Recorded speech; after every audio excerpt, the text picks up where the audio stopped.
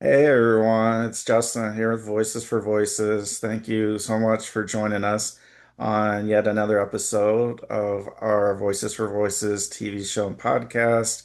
We have just dropped episode 425, which is just amazing. We're grateful to have the demand that have people all across the world watching, listening wherever you're at. If you're at home, you're on the go. If you can just do us a big favor, give us thumbs up, like, follow, subscribe, share.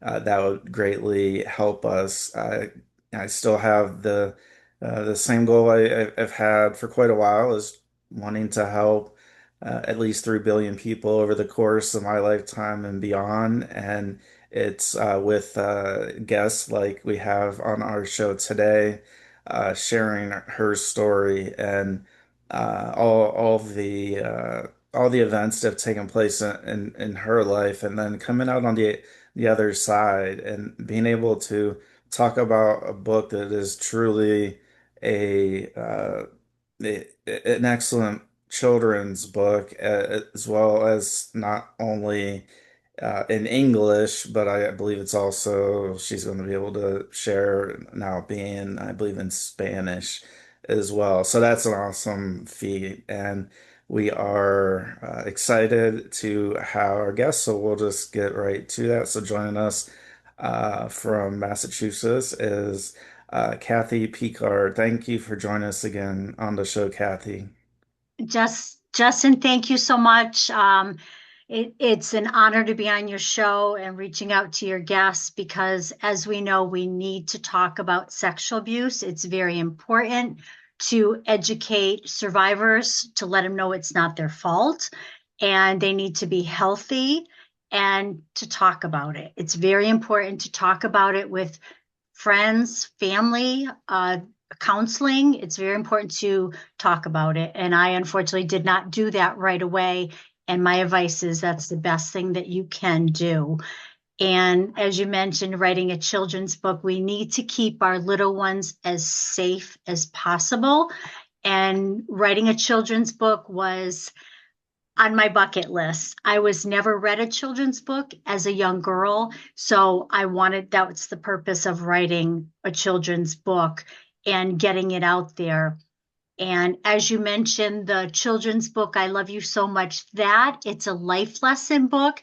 It's I love you so much that I asked you to brush your teeth, the reasons of why. So you have a beautiful smile, not to talk to strangers, going to bed at a certain time. So it's very important to get those messages out to the little ones. And my dog is featured in the book, Abby. She unfortunately passed away in November, but she paw signs each and every book, and the kids find that really fascinating. And I did put it to reach out to the Spanish community, so it is in a bilingual. This one is interactive activity pages, so it has activity pages that you can do with that child because it's important spending that quality time with that child, and then the bilingual Spanish and in English. So it also has the activity pages in it. And yeah, we need to reach out to as many children, reading a book, having that quality time, teaching the child that you love them, you are there for them, they can trust you, and life lessons. It's really important to do so. Yeah, it really is, and having a daughter that's growing up now, getting to the age where she's starting to understand a little bit more, it, as far as what the impact of being around certain people, what that may be. In fact, my daughter had a a wellness visit with her pediatric, I guess, family medicine doctor recently, and there were a couple of questions that kind of made me take a step back. And unfortunately, I my wife started a new job, and I wasn't able to be there for different reasons. So my mother-in-law took our daughter, and the questions that she was asking, it was like she's really starting to grow up, and it's like, oh my gosh, like Mhm. why is a doctor uh, asking questions and to see certain things Yeah. at the age of 7? And I know in your book, I love you so much that you really talk about those situations and uh, when it's okay, and the individuals and professionals that are able to ask those questions and to be able to let that guard down. And I know that doctor is one of them. It just kind of caught us off guard at like nobody Mhm. let us know at like 7 that that was going to be a question. Now we're much more prepared for that going in, but it just, as we think about she's obviously not going through puberty at the age of 7, Yeah. but a question or two kind of was asking, and luckily the doctor was okay with the answer no of Mhm. not right now, and so to just share that people uh, some people are it's okay, and then others, which is vastly more more Mhm. if we're looking at a pie and we have like 100 pieces of a pizza pie, and maybe two or three of those would be people that we would be okay Yeah. asking the questions and that, and the rest of them, absolutely not. Whether it's a friend's mother, father, an extended family member, and you go into great detail in sharing that. How did that come about when you were thinking about the book process and how you wanted to talk about that area? Because I know you've gotten some pushback, which we all get, Yeah. about Yep. certain areas, and that's one of those areas where it's like, oh my gosh, Kathy, you put this in the book, like the book, except for that 1 page or 2 pages. And it's like, these things do need to be talked about Yeah. because bad things do happen. Yeah, yeah, they do, and it's so important, this particular page. I'm going to read it. Please Um, do. I love you and I want you to be safe so much that I want you to keep your private parts private. I'm saying private parts. Why? Because private means we don't show or share them with other people. Is there a time when it's okay for someone to see your private parts? And that was, and on that page is a doctor, and that's what I'm trying to get that child to come to the point where, yeah, it's okay, mom, dad, a doctor, with permission, that let that child ask, is it okay for the doctor? As we know, there are doctors that are not safe.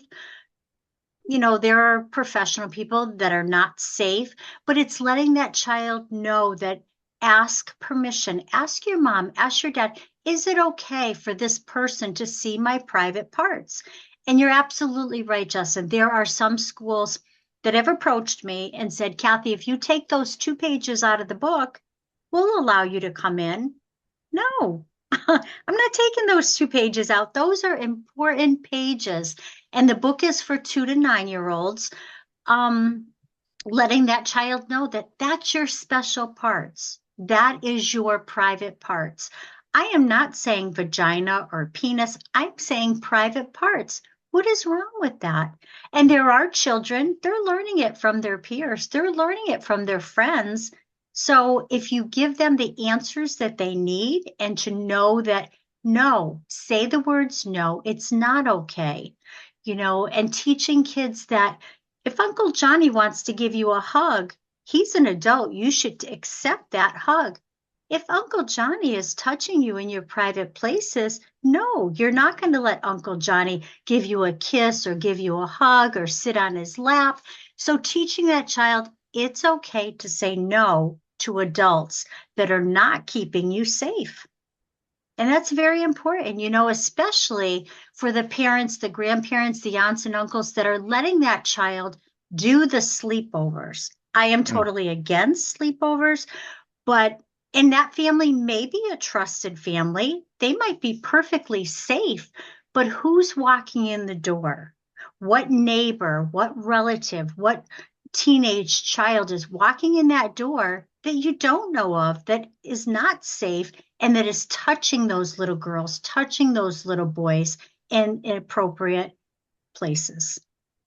That's so true, and I'm thinking about our I guess my personal experience with their daughter and friends, peers at school. That's absolutely the case. There's been a number of occasions, birthday parties, Yep. etc., where different things have come up.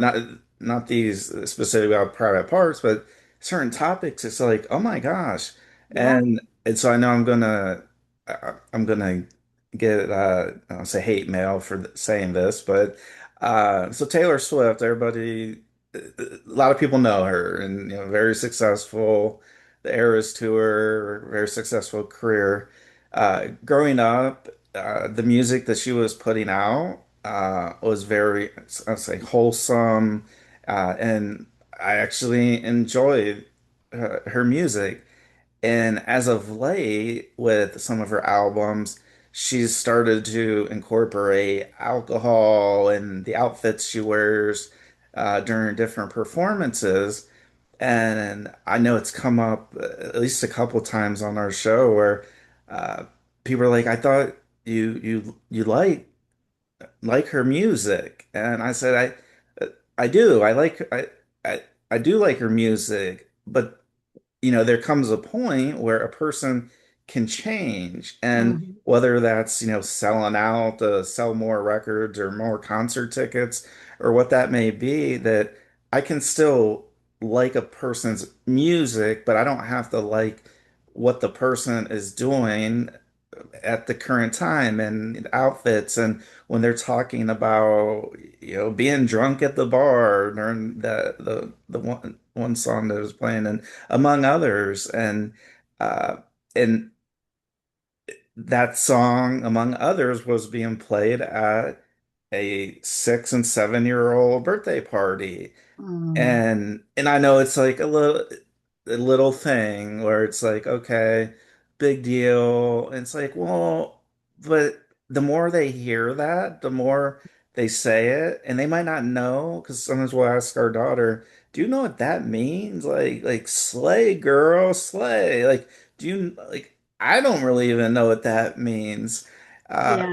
And so it seeing 7 year old's growth into finding things out or learning from a peer at school that may have an older brother or sister Yep. or and my story with sobriety and that is like I'm not against anybody else drinking alcohol, consuming alcohol. Just for me, like that's just where it led me with my mental health and mental illnesses. That's where, luckily, 8 years I've been sober. So I think Right. about, as you mentioned, like the sleepovers where there are certain parents where they show up to their daughter's dance class and they're drinking a mixed drink in their Yeti or whatever they're and it's like, oh my gosh, you have to be drinking, you have to be doing this. So to your point about sleepovers, Yeah. when that person and those parents ask and say, is it okay to Hmm. have your daughter stay over? Um, there's the daughter is perfectly fine. But again, with the parents, like and then who else is coming through the door? If Right. are they're having like a little get together with the neighbors, and Yeah. are the children And being watched? yeah, and that's why, like, if that child is in danger, one of the tips that I have for parents is giving that child a password. So the child can call you and say, I'm in trouble, but they may not be able to say those particular words because the person's right next to them. So say, Mom, I love my red dress, or Mom, the blue card, like, and change those passwords. But coming up with a password that doesn't mean come and get me, I'm in trouble. I think that is very important for that child to feel that safety. Like, I can call my mom or daddy and they can get me out of this trouble. And I'm not going to get heard by the person that is abusing me. So I think that's very important as well. Absolutely. So for our viewers and listeners that aren't familiar with your books and your unfortunate events growing up, can you just give maybe like a high level of that, and then what made you want to share that in book form? Sure. So, Justin, as you talked about your daughter being 7, um, un unfortunately, it's an odd number, but that is when my abuse took place. So, Life with My Idiot Family is my memoir. Life with My Idiot Family. It's a true story of survival, courage, and justice over childhood sexual abuse. Is my story. I was sexually abused from 7 to 17, 10 years. And people will say, oh my God, 10 years. But like I tell people, once is too much. So a person may say, well, it only happened once. I can just forget about it. But that one time will affect your life. It's too much because that will never go away. You need to get that help. You need to be safe. You need to worry about, are you drinking too much? Are you doing drugs? Are you not eating right? Are you, I had to recently tell this woman, somebody had told me, Kathy, put on your big girl pants and Mm. go forward, move on, but be safe because those memories, those thoughts, those feelings, those actions, the words, they don't go away. And most survivors will try to bury it, but it pops up and it does. And I'm glad my husband and I've been together with Gary for 31 years, and he is my soulmate. Gary and I wrote that book. It took us 5 years to write it. And we could have wrote quick, and something simple, but we wanted to go into detail. We wanted to start when I was a young girl, what I experienced, what I went through, all the way through my teenage years, working like a dog, working 3 jobs to try to forget about it. And then my experience with counseling, and even having one counselor say, Kathy, you need to forget about it and go on with your life. I'm like, what counselor tells me that? Right. So, having counseling experience, it did help me. And then going on to be the advocate that I am today, 25 years going out and speaking at correctional facilities. And people will say, oh my God, you go in and talk to sex offenders. And it's like, yes, because they need to know what a survivor goes through. And talking to men and women and going out to hospitals and colleges. I've zoomed as far as Serbia, um, reaching out to these people. And as a survivor, whether I speak to one or whether I speak to 900, I know that will carry on. It will go on to more people because that one person in the audience may know of somebody and share it that, this girl did this and reach out to me. Like, my door is open. People can email me, call me. I like to help people because that help wasn't there for me as a young girl, as a teenager, in my early adult years. And I'm very blessed. I have found the right roads to go down and to continue walking. So I do hope, that my book, this is me as a 5-year-old flower girl before the abuse took place. And writing that book, like I said, it was a healing for me. And it's also in Audible. You get to hear my voice again. It took 9 hours and 10 minutes to read this book. If you ever do an Audible, it's hard. I would leave words out. I would add words. We had to redo it.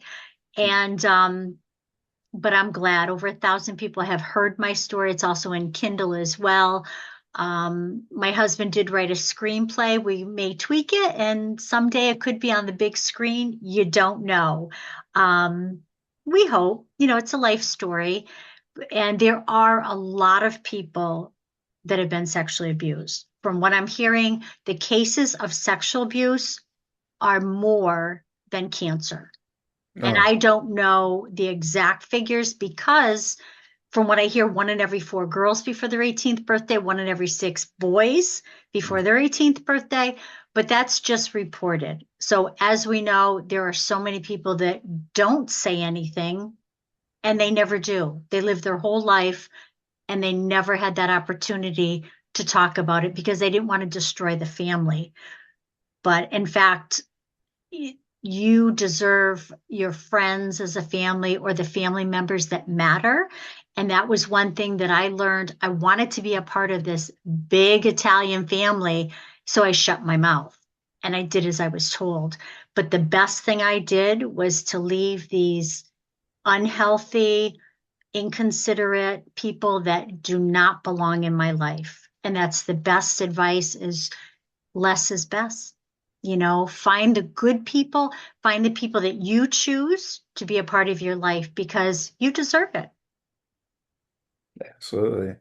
And you have also been a law changer and recently, well, I guess recently is last year with the Take It Down Act. And I believe we'll touch base afterwards. Uh, if I haven't gotten you in contact with Elliston and her mom, Miss Anna, who had the unfortunate situation of having innocent Instagram photos put through an AI program, turned them into nudes.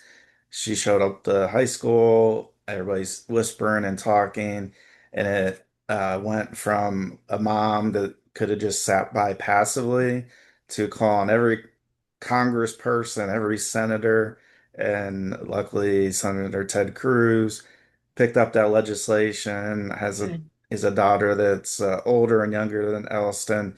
He took it to DC and both sides, the Senate and House Representatives, they signed it or they voted for it. And then President Trump signed it last May. And it's not easy because Mm-mm. as you mentioned, you really have a decision to make when if you go through a situation to just sit back and just say, all right, what am I, little me, what am I gonna do? Mhm. How am I gonna change the situation to go, you know what? I, I'm gonna do something about it. And your Mhm. story, for me, kind of mirrors their story because Yep. you didn't stand idly or sit idly, that you called and called and called and Mhm. called. And so the stories from that perspective literally just mirror each other. Can you just talk about that? Just having that tenacity to Mhm. call and not take no for an answer and to keep calling and how important that is. And if somebody's Sure. gone through a situation like this and is getting no feedback from, their representatives and Yeah. you have great tenacity when it comes to that as well. Thank you. So what had happened, Justin, is you go through a phase, most survivors do, where I realized what my stepfather had done to me for those past 10 years. And I did go through an angry stage where, okay, I realized what he did. He needs to be punished. What can I do? And I remember calling the Boston State House and talking to reps, talking to senators, the House Speaker, whoever I could, the aides. and calling, I would email, I would go there, and I wanted to do something. And there's a number you could call, and it still comes out every October during Domestic Violence Month. It's 1-800 Dial a Lawyer. And I called this number and I told them the story. I was sexually abused and I wanted to do something to have my stepfather punished for his actions. And they said, Kathy, I'm sorry, the statute of limitations, the time frame for what he did to you has run out. There's nothing you can do. And this is coming from an attorney. And I'm like, he doesn't know his job. I go, what is he talking about? So he said, there's nothing you can do. So I, in fact, hung up, called back the same number and told my story again. And they said the same thing. So I said, well, I guess he does know what he's talking about. So I said, the laws have got to change. We need to extend the time frame for survivors to give them the justice that they deserve to be able to go through a trial. And it took a while. It took a long time. 2014 is when the law changed. So statute limitations, there's two. There's criminal, where they would have to register as a sex offender and do jail time. So I was pushing to get this changed. Finally, September 21st, 2006, the law did change in Massachusetts. It went from the age of 31, giving a survivor, to the age of 43 years old to go forward to get justice. I was too old. I could not get him on criminal charges. Therefore, he didn't have to do no jail time. He did not have to register as a sex offender. Hmm. So I said, what else can I do? Kathy, there's got to be something else you can do. So then I found out statute of limitations for civil. Civil is monetary. However, he doesn't have to register as a sex offender. That needs to change because he does need to register so that other people do not get hurt. The civil did change. It changed June 26, 2014. And that was a huge jump. It changed, giving a survivor, instead of the age of 21 to go forward, and here as it stands in Massachusetts now, a survivor has until the age of 53, not Mm. 21, 53 years old. And I was 53, ironically. So I was the first in Mass to go forward for a 4-day trial in federal court. It was in federal because my perpetrator lived out of state. So I Okay. did have my 4-day jury trial, and I talk all about it in the book. I talk about the deposition that he had to go through. It's very detailed, and dragging him. So the law changed in 2014. November 2nd, 2015 was my first day in federal court. Mm. 4-day jury trial, very, very nervous. Put myself, again, self-help, put myself on Lexapro to calm me down because you need to help yourself. Um, and it was a tough 4 days being up on the stand, not one day, but going back up on the stand the second day. Yeah. And it was tough. I brought the picture of me as a little flower girl because I needed that help. Brought the picture of my Aunt Judy, who passed away in 2000, brought her picture for that support that I needed from my angel above. And I did it. Wow. That's incredible. And I still tear up. yeah, it's just remarkable. You stuck with it, and that's one thing. Some people, they don't understand that, oh, well, it happened at this day and this time, these things. Why didn't you do anything then? Well, the way everybody's different. Some Yeah, people are able to do that, and yeah. others aren't. And it doesn't make them any less of a Nope. human being. It just, we all operate a little bit differently. Even with my mental health crash, I was 37 years old, and some people say, well, why did it take that long for, Mhm. this, that happened to get diagnosed? And you can't have low spectrum autism at age 37. You should have been diagnosed when you were a kid. I said, well, in the 80s, that wasn't really, 80s, 90s wasn't really something the doctors really looked at. And Right.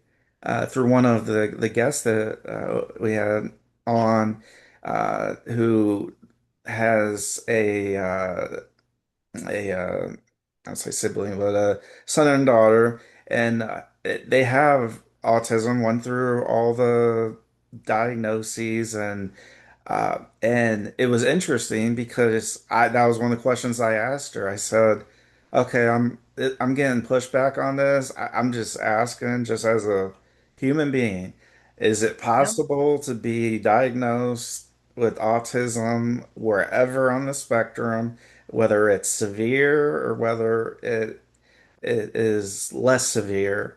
And she says, "Oh no, absolutely. You can be diagnosed any anytime." And she agreed that, back in the 80s and 90s, that was something that wasn't top of mind for physicians. And so that was just a little bit of validation of like, okay, that I wasn't I, it was just a question that was in my head that wasn't answered, and to Mhm. finally get an answer says yes, you can absolutely be diagnosed later.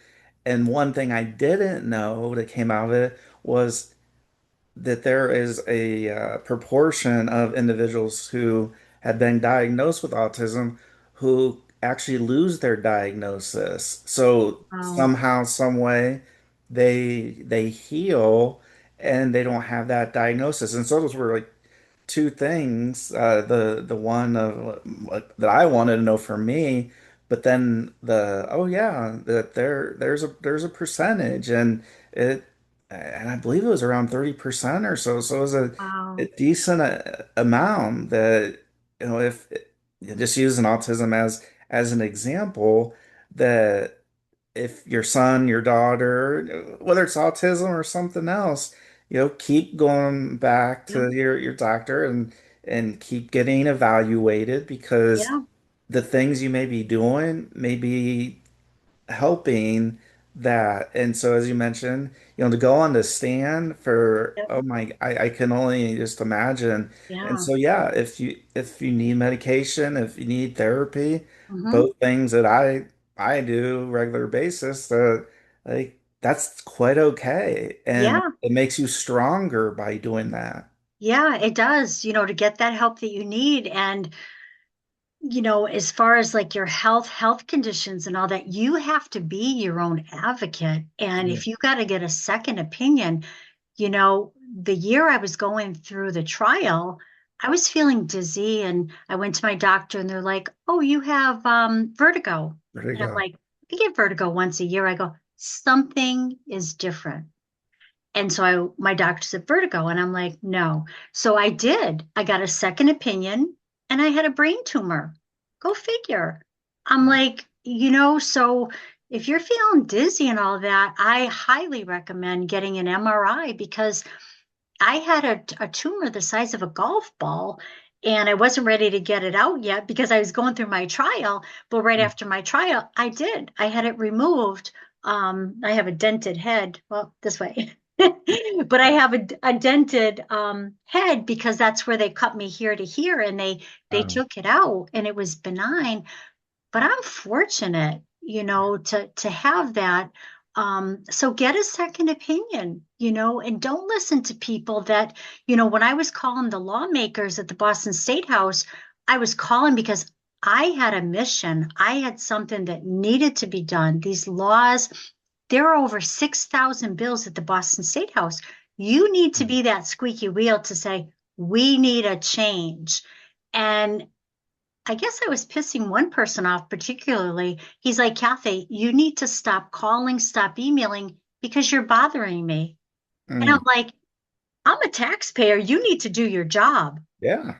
So he's no longer there now, but it's like, wow, like some of the advice that you get, don't take that all, with a grain of salt. Just like move on, get that help that you need. And if you really and truly believe in something, make a difference. Use your voice, and be loud about it. I was always a shy, quiet child, and I self-blamed. It's like, Yeah. why didn't I tell sooner about the abuse that I endured. Why am I talking about it now? And I kept thinking, did I like it? Like, it's my fault because I didn't talk about it sooner. No, when you're a little girl and somebody is touching you inappropriately and they're threatening you with a gun, if you tell I'm going to shoot you, yeah, you do keep quiet. You do. And unless that person has walked in your shoes for anything, not just sexual abuse, but anything, if they don't have anything good to say, they should not say anything. Do not judge a person unless you've walked in that shoes. And some people just will go on. Some people will say I'm lying, family members. And I'm like, how do people say that? Like Kathy's looking for attention. Right. Really? Why would I look for attention? Sexual abuse is very embarrassing. It's a dirty topic. And I choose to talk about it to help myself, but also to help others to get to the point where I am at. That is so true, and I agree wholeheartedly. If somebody hasn't walked in your shoes, take listen, let them say their piece. But when it comes down to the actual like listening and having action, it should come from individuals who have been through uh have I think your husband's Yeah, he's in the background. Gary's in the background. so Obama. That was so cool. Hi, Nice to sorry to meet you. interrupt.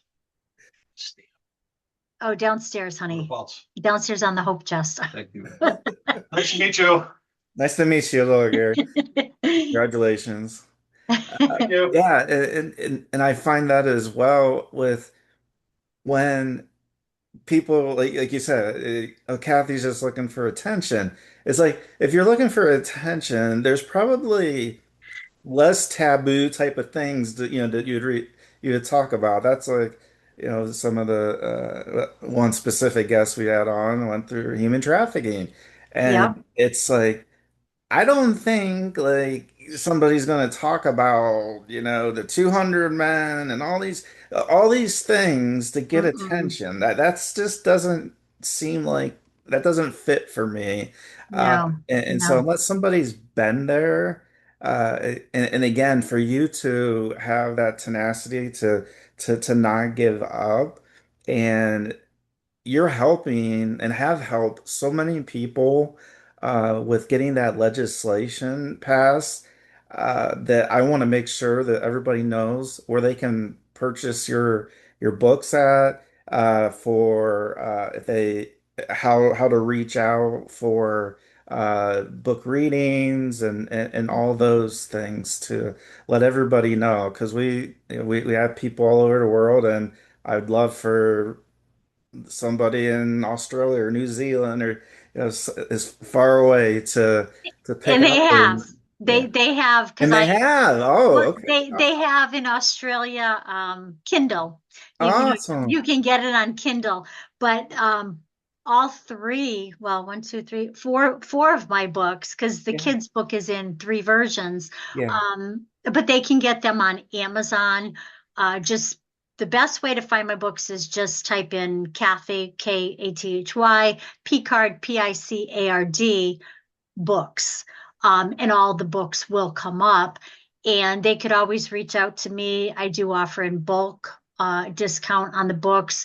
And Kathy Child Advocate at gmail.com. Justin, they can reach out to you for my Yeah. information. It is fine. I am on Facebook. I wish I was a little bit more savvy when it came to some of the things, TikTok and all that. At 63, you can still learn. That's And but reaching out and I do check and see who's done reviews or where I can go. I've done book clubs, I've done Zooms, and really I'm asked to speak. Daycare centers is very important. I've done a lot of presentations for the staff members at daycare centers, letting them know what signs to look for in the children and sharing my story and giving them tips. So daycare centers has been another big reach out because we don't want these kids to go through what I endured. And a lot of parents, a lot of staff members will say, this child will tell me if something is wrong. They won't. They're threatened, they're afraid. Um, they're not going to. So that's why we need to offer prevention, teaching them the tips and what to do to keep them safer. One of the big thing is these little kids, they don't know the difference between a good secret and a bad secret. So for the little ones, and I tell parents, we don't do secrets in our family. A good secret has an ending to it, such as a birthday party, because it's going to happen where you're going to talk about it. There's more bad secrets than good secrets. So don't scare the child, and just say, we don't do secrets. And it's not a one and done conversation. We need to, just like my children's book, pick it up, read that book once a month to that child, because something new is going to happen in that child's life all the time. So it's not a one and done read. It's important to read to children. And I wish that that was done for me, because maybe I would have opened up. Maybe I would have told the school teacher. Maybe I would have told the neighbor. But the bottom line is, and this is sad and scary, I'll tell you two things. Mhm. My mother knew. My mother knew what was going on, and my mother did not stop it. Parents do know, and they don't stop it. The other thing is, people will say, well, my child is young, nothing's Mm. going on.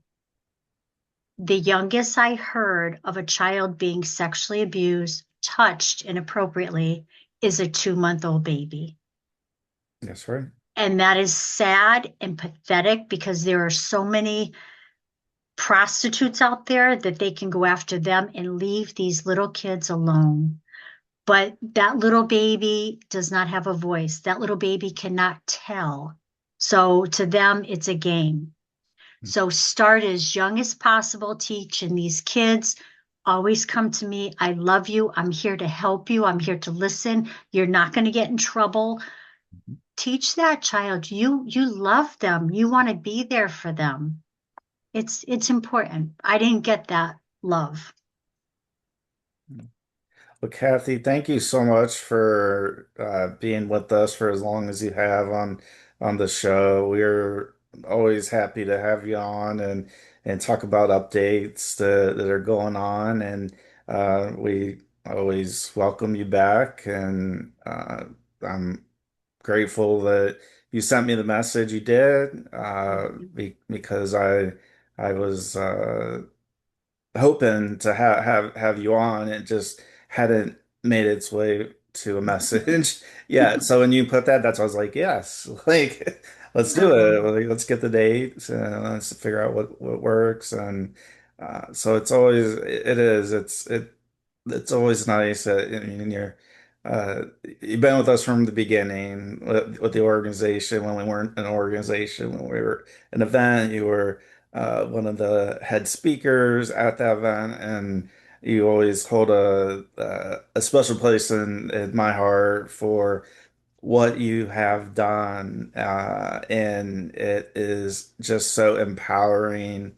And I know that you're going to that you've already helped a lot of people, but I have a feeling that you're going to help many, many more after this, because we've grown pretty decent with the numbers, with the downloads and the countries and dignitaries that we had no idea that it's like just stuff like you're like, no, they're just lying. They're not really watching. And uh but yeah, we had and so to kind of close that out with the take it down law and how your process of, kind of never letting go until something is done, is that we were actually able to go to DC and interview Senator Ted Cruz and tell him, thank you personally, uh, and we presented him one of our annual awards, and it was just a down to earth conversation, and it it was just you don't know what to think when you meet a politician. I think that I mean, he took his time. He gave him my mental health book, and he was paging through it. Gave him one of the books that the human trafficking survivor had been through, and he got pictures and posted it on. He got 5 million. It was just incredibly nice. He could have just said no. It took 9 months Yeah, to make it happen, but like as you know, that persistence uh, carries on, yeah, and it's all like you said. It's all about sharing your voice and yeah. letting people know that because Sharing and caring. And the answer is no if you don't ask. If you ask, you got a 50-50 chance. you got a 50/50 And chance. Justin, you are helping so many people. And I applaud you. I appreciate you. You're giving people the opportunity to use their voice and to carry that voice in the heart of so many other people. You're gonna make me Um, cry. oh, thank But you.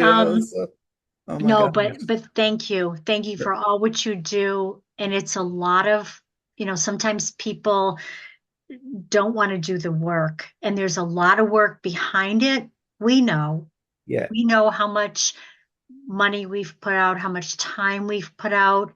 And I know for me, and I know it's the same for you, we would never take it back. Oh no. No. We're in it for the long haul. And until I'm 6 feet under, I'm going to continue on. And, it's a legacy to leave behind that we know we have helped other people. And people they need to be kind. They need to help. They need to volunteer. And, it's not all about money. That's right. Yeah. Well, I invite all our viewers or listeners to head on over to their Amazon, whichever one is in their country. Ours is .com, and each country has a different, I think, ending like AU for Yep. Australia, etc. UK. Yep.